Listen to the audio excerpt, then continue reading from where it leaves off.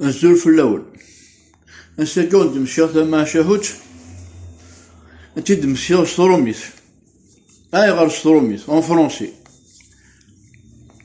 خاطر les gens de ma génération في سوتاينو les gens âgés comme moi ils la connaissent tous, c'est une histoire très très répandue. Voilà, alors je vais la donner à l'exportation. Voilà, c'est une histoire d'un coq. Ça se passe dans le désert, hein. Et comme ça se passe dans le désert, par-delà, je vais prouver aussi qu'on peut exporter autre chose que le pétrole. Voilà. On a du pétrole, mais on a des idées aussi. Voilà. C'est donc l'histoire d'un coq qui se promenait dans le désert. D'où il est sorti, on ne sait pas. Et avec un peu d'imagination, on peut penser qu'il s'est échappé d'une oasis. Voilà, il s'est échappé d'une oasis. Et comme le désert, il est vaste, on s'y perd facilement. Il a commencé à picorer, s'est donné à son sport favori, les lézards, les petits scarabées, les scorpions. Mais à un certain moment, avec 54 degrés à l'ombre, il haletait, il avait soif, et il n'y avait pas d'eau. Et dans le désert sans eau, c'est la mort. Bien. Certains moments, il a écarquillé les yeux comme ça, il regarde, il voit au loin une bouteille de vin à moitié enfouie dans le sable. Mais comme c'est un coq du désert, il sait qu'il y a des mirages, que les mirages existent dans le désert. Le mirage, c'est une illusion. On pense avoir vu quelque chose, plus on se rapproche, plus il se noie. Il s'est dit, je n'ai pas le choix. Je vais me rendre. Si c'est un mirage, je vais mourir de soif.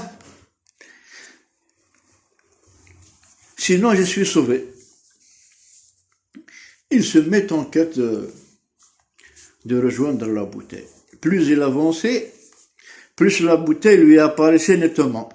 Apparemment, ce n'était pas un mirage, mais plutôt un miracle. Une bouteille de vin dans un désert, c'était un miracle. Il arrive, effectivement, il y avait la bouteille de vin enfouie à moitié dans le sable.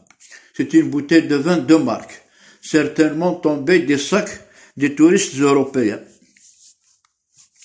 Quelle aubaine pour le coq. Il ne va pas mourir. Il était sauvé. Avec ses pattes, il a dégagé la bouteille, puis il commençait à picorer le bouchon. Il tapait très très fort.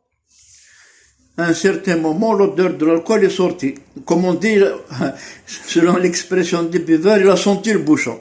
Il a senti le bouchon, et comme un coq ne supporte pas beaucoup l'alcool, top, il est tombé dans le coma élytique, à côté de la bouteille. Puis survint un fennec. Un fennec, c'est le chacal à grandes oreilles. C'est le chacal du désert algérien. Lui aussi, il n'est pas tellement grand, 2-3 kilos au maximum. Hein. Il regarde, il voit un coq et il voit une bouteille. Lui aussi, il a pensé à un mirage. Il s'est rendu sur les lieux, ce n'était pas un mirage. Il a trouvé un coq et une bouteille de vin.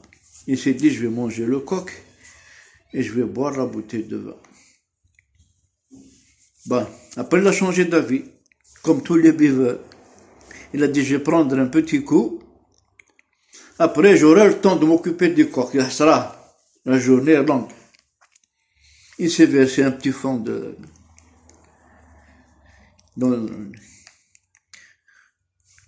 vin,